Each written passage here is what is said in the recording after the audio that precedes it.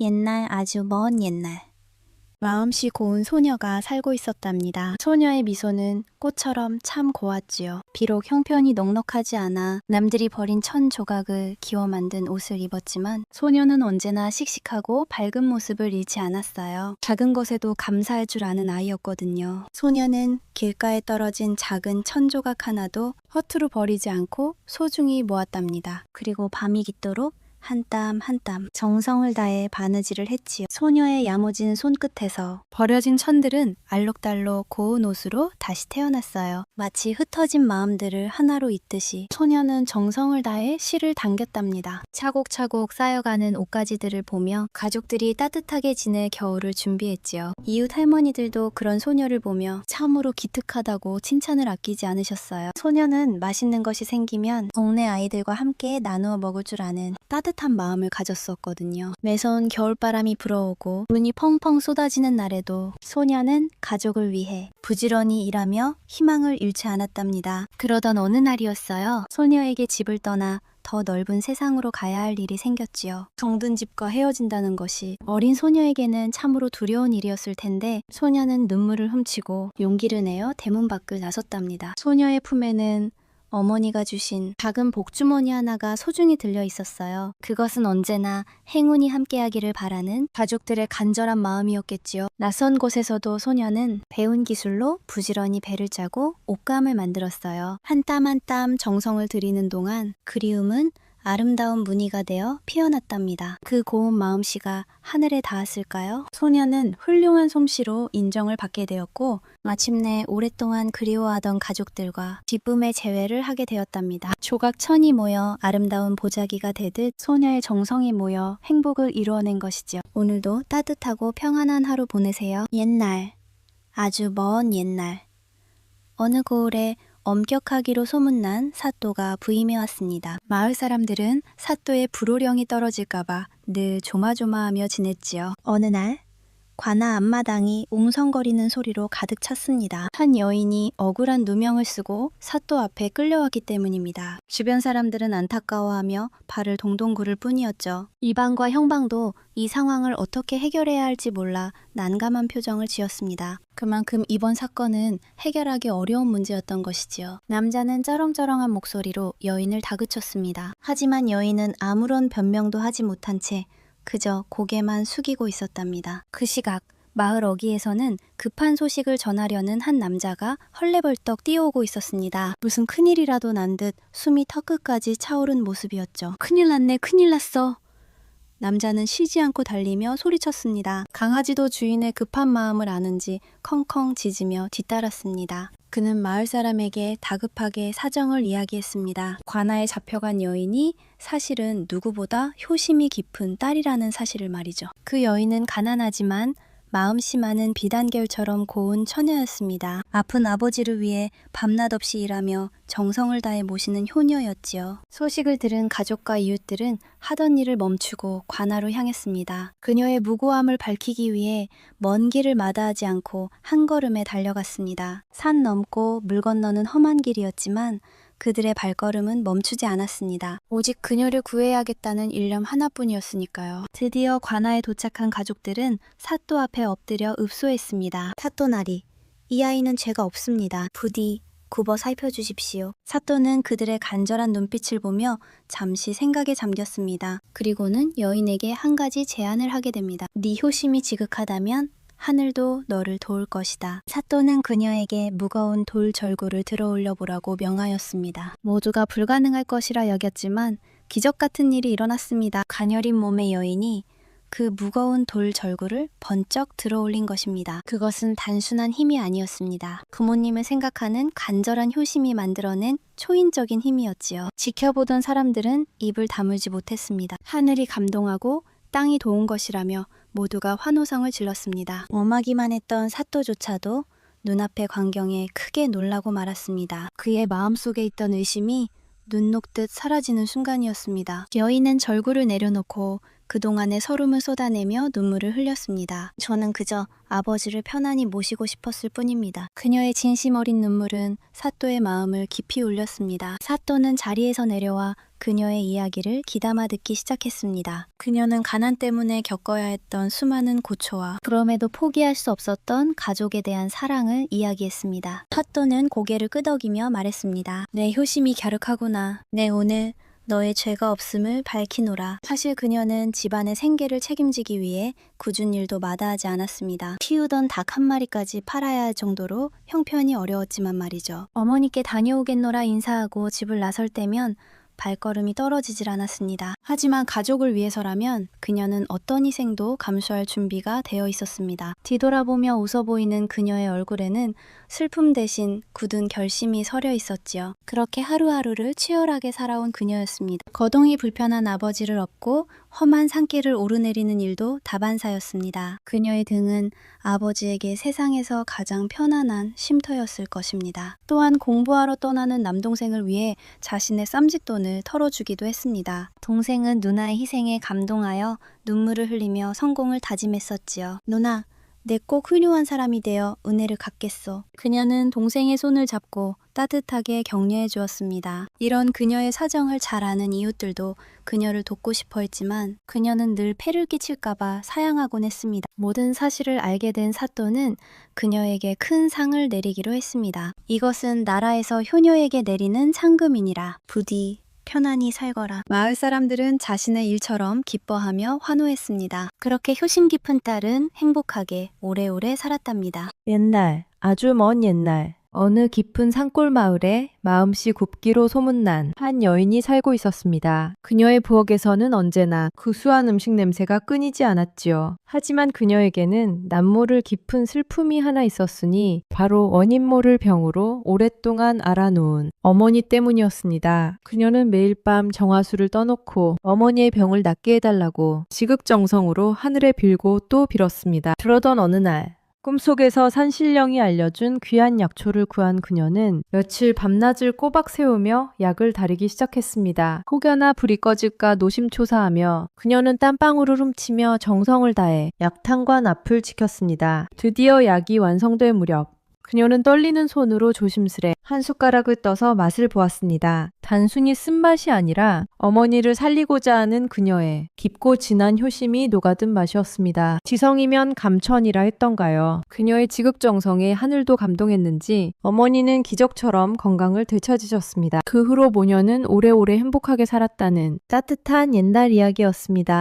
옛날, 아주 먼 옛날, 어느 깊은 산골 마을에 마음씨 굽기로 소문난 한 여인이 살고 있었습니다. 그녀의 부엌에서는 언제나 구수한 음식 냄새가 끊이지 않았지요. 하지만 그녀에게는 남모를 깊은 슬픔이 하나 있었으니 바로 원인 모를 병으로 오랫동안 앓아놓은 어머니 때문이었습니다. 그녀는 매일 밤 정화수를 떠놓고 어머니의 병을 낫게 해달라고 지극정성으로 하늘에 빌고 또 빌었습니다. 그러던 어느 날 꿈속에서 산신령이 알려준 귀한 약초를 구한 그녀는 며칠 밤낮을 꼬박 세우며 약을 다리기 시작했습니다. 혹여나 불이 꺼질까 노심초사하며 그녀는 땀방울을 훔치며 정성을 다해 약탕과 납을 지켰습니다. 드디어 약이 완성될 무렵 그녀는 떨리는 손으로 조심스레 한 숟가락을 떠서 맛을 보았습니다. 단순히 쓴맛이 아니라 어머니를 살리고자 하는 그녀의 깊고 진한 효심이 녹아든 맛이었습니다. 지성이면 감천이라 했던가요. 그녀의 지극정성에 하늘도 감동했는지 어머니는 기적처럼 건강을 되찾으셨습니다. 그 후로 모녀는 오래오래 행복하게 살았다는 따뜻한 옛날 이야기였습니다. 옛날, 아주 먼 옛날, 호랑이가 담배 피우던 시절 이야기예요. 깊고 깊은 산골짜기에 나무를 해다 팔며 살아가는 착한 나무꾼이 살고 있었답니다. 어느 추운 겨울날, 나무꾼은 땔감을 구하기 위해 홀로 깊은 산중으로 들어갔어요. 찬바람이 쌩쌩 부는 산길을 한참이나 오르고 있었지요. 그런데 그만 산곡의 마루에서 집채만한 그림자가 나타났어요. 바로 산의 주인, 무시무시한 호랑이였답니다. 호랑이는 금방이라도 나무꾼을 잡아먹을 듯이 무서운 눈으로 노려보며 으르렁거렸어요. 나무꾼은 너무나 놀라 그 자리에 털썩 주저앉고 말았죠. 이제 꼼짝없이 죽었구나 싶었지만 정신을 바짝 차리고 한 가지 꾀를 생각해냈답니다. 나무꾼은 넙죽 절을 하며 큰 소리로 외쳤어요. 아이고 형님, 드디어 형님을 만나는군요. 여기서 뵙게 될 줄이야. 호랑이는 잡아먹으려던 사람이 다짜고짜 형님이라고 부르니 어리둥절하여 않았어요. 가만히 듣고만 있었어요. 나무꾼은 눈물을 글썽이며 거짓말을 했어요. 어머니께서 말씀하시길 형님이 죄를 짓고 호랑이가 되셨다고 했습니다. 어머니가 밤마다 형님 생각에 눈물로 밤을 지새우십니다. 그 말을 들은 호랑이는 정말 자신이 사람 주인 줄 알고 뜨거운 눈물을 흘리며 나무꾼을 꼭 껴안아 주었답니다. 그날 이후로 신기한 일이 벌어졌어요. 눈 내리는 밤이면 어머니가 계신 오두막 마당에 누군가 다녀간 흔적이 있었지요. 아침에 문을 열어보면 산돼지나 껌 같은 산짐승들이 수북하게 놓여있는 게 아니겠어요? 호랑이 형님이 어머니를 위해 몰래 두고 간 것이었죠. 덕분에 어머니와 나무꾼은 추운 겨울에도 배를 곶지 않고 편안하게 지낼 수 있었답니다. 호랑이의 지극한 효성 덕분이었지요. 하지만 세월은 멈추지 않고 흘러 연로하신 어머니는 결국 돌아가시고 말았습니다. 효성, 깊은 아들과 호랑이를 두고 먼 길을 떠나신 거죠. 어머니가 돌아가시자 호랑이는 슬픔을 이기지 못하고 며칠 밤낮을 구슬피 울다가 그만 어머니 무덤가에서 숨을 거두고 말았어요. 사람들은 호랑이의 갸륵한 효심에 감동해 망지 바른 곳에 고이 묻어주었답니다. 비록 짐승이지만 그 마음은 사람보다 더 깊었으니까요. 지금도 밤하늘의 별을 보면 어머니를 그리워하던 호랑이 형님의 따뜻한 마음이 느껴지는 것 같지 않나요? 옛날, 아주 먼 옛날, 어느 깊은 산골 마을에 마음씨 착하고 부지런한 총각이 살고 있었습니다. 그는 비록 가진 것은 없었지만 언제나 성실하게 일하며 하루하루를 보냈지요. 그러던 어느 날이었습니다. 부엌 한 구석에 놓인 낡은 항아리를 정리하던 총각은 깜짝 놀랐습니다. 항아리 바닥에서 반짝이는 엽전 한 입이 덩그러니 놓여있는 게 아니겠어요? 정말 뜻밖의 행운이었답니다. 총각은 신이 나서 동네 친구에게 달려갔습니다. 이보게, 이것 좀 보게나. 내게도 이런 행운이 찾아왔네. 친구는 눈을 동그랗게 뜨고 신기해하며 자신의 일처럼 함께 기뻐해 주었지요. 총각은 엽전을 들고 장터로 향했습니다. 그런데 길가에서 한 사람이 쥐를 잡아 혼내려는 것을 보게 되었습니다. 마음 약한 총각은 차마 그 꼴을 볼 수 없어 귀한 엽전을 주고 그 쥐를 살려주기로 했답니다. 그런데 이 쥐가 보통 쥐가 아니었던 모양입니다. 풀려나자마자 숲속으로 도망치더니 신기하게 생긴 산짐승 한 마리를 데려오는 게 아니겠어요? 총각은 이 동물도 정성껏 돌봐주기로 마음먹었습니다. 그때였습니다. 갑자기 어디선가 말 한 마리가 튀어나와 힝힝거리며 날뛰기 시작했습니다. 산짐승을 보고 놀란 것인지 아니면 무슨 급한 사연이 있는 것인지 알 수가 없었죠. 나의 주인인 듯한 남자가 헐레벌떡 뛰어와 총각에게 따지기 시작했습니다. 자네 때문에 내 말이 놀라 도망치지 않았나. 억울한 상황이었지만 총각은 화를 내지 않고 차분하게 자초지종을 설명하려 애썼습니다. 한참의 실랑이 끝에 오해가 풀리고 말 주인은 미안한 마음에 늙은 소 한 마리를 총각에게 주었습니다. 비록 늙었지만 힘은 좋은 녀석일세. 총각은 얼떨결에 소를 얻어 집으로 돌아오게 되었지요. 그런데 외양간에 들어선 소가 갑자기 무언가를 보고 눈이 휘둥그레지며 뒷걸음질을 쳤습니다. 총각도 덩달아 놀라 소가 보는 곳을 쳐다보았지요. 도대체 무엇이 있었던 걸까요? 소의 요란한 울음소리에 이웃집 욕심쟁이 대감마님이 뛰쳐나왔습니다. 감히 내 집 앞에서 소란을 피우다니. 대감마님은 쩌렁쩌렁 호통을 치며 당장이라도 총각을 내쫓을 기세였습니다. 하지만 총각은 기죽지 않고 공손하지만 단호하게 대답했습니다. 대감마님, 이 소가 대감마님의 덕은 알아보고 인사를 올리려는가 봅니다. 그 재치 있는 말 한마디에 대감마님은 그만 할 말을 잃고 말았지요. 결국 총각의 지혜와 댐댐이에 감탄한 대감마님은 자신의 귀한 딸과 총각을 짝지어주기로 결심했습니다. 그렇게 착한 총각은 예쁜 색시를 얻어 오래오래 행복하게 살았답니다. 옛날 옛적 어느 평화로운 마을에 기묘한 일이 벌어졌단다. 점잖은 선비님이 한 분 살고 계셨는데 하루는 손톱을 깎고는 귀찮아서 방바닥에 그냥 버리셨지 뭐니. 그런데 방 구석에 있던 쥐 한 마리가 그 손톱을 홀라당 주워 먹었어. 그러자 쥐에게 아주 놀라운 변화가 생겼단다. 점점 사람처럼 변하기 시작한 거야. 순식간에 쥐는 선비님과 똑같은 모습으로 변해버렸지. 마을 사람들도 깜짝 놀랄 수밖에 없었어. 집안에 똑같은 사람이 둘이나 있으니 누가 진짜 주인인지 알 수가 있어야지. 가족들도 진짜 선비님을 가려내지 못해 발만 동동 구르고 있었단다. 가짜는 어찌나 뻔뻔하고 기가 센지 오히려 진짜 행세를 하며 큰 소리를 쳤어. 진짜 선비님 선비님은 억울해서 가슴을 치며 답답해했지. 결국 진짜 선비님은 가짜에게 밀려 집에서 쫓겨나는 신세가 되고 말았어. 그때 지혜로운 스님 한 분이 나타나 고양이 한 마리를 주셨단다. 선비님이 고양이를 데리고 집으로 돌아가 풀자 고양이가 가짜에게 덤벼들었지. 선비백산한 가짜는 다시 쥐로 변해 도망쳤고 선비님은 그제야 자리를 되찾을 수 있었어. 그 후로 선비님은 손톱 하나도 함부로 버리지 않았다고 하네. 옛날, 아주 먼 옛날, 깊은 산골 마을에 할머니 한 분이 살고 계셨습니다. 할머니는 가난했지만 세 손녀를 금지옥엽으로 키우셨지요. 손녀들은 무럭무럭 자라 어느덧 고운 처녀가 되었습니다. 할머니의 사랑 속에서 아이들은 밝게 자라났습니다. 비록 살림은 넉넉지 않았지만 웃음소리가 끊이지 않는 행복한 나날들이었습니다. 그러던 어느 날 손녀들이 하나둘 시집을 가게 되었습니다. 할머니는 기쁘면서도 가슴 한구석이 텅 빈 듯 허전했습니다. 마을 사람들의 축복 속에 손녀들은 저 멀리 타지로 떠나갔습니다. 첫째는 부잣집으로, 둘째도 넉넉한 집으로 시집을 갔지요. 그렇게 손녀들을 모두 떠나보내고 할머니는 다시 혼자가 되셨습니다. 세월이 흘러 할머니는 꼬부랑 할머니가 되었습니다. 보고 싶은 손녀들이 눈에 밟혀 할머니는 결국 길을 나서기로 결심하셨습니다. 지팡이 하나에 의지해 그 먼 길을 가시겠다고 하니 걱정이 앞섰지만 자식 보고픈 마음을 누가 말릴 수 있겠습니까? 할머니는 보찜 하나를 메고 집을 나서셨습니다. 오직 손녀들을 보겠다는 일념 하나로 말이지요. 첫걸음을 떼는 할머니의 뒷모습이 왠지 모르게 쓸쓸해 보입니다. 고개를 넘고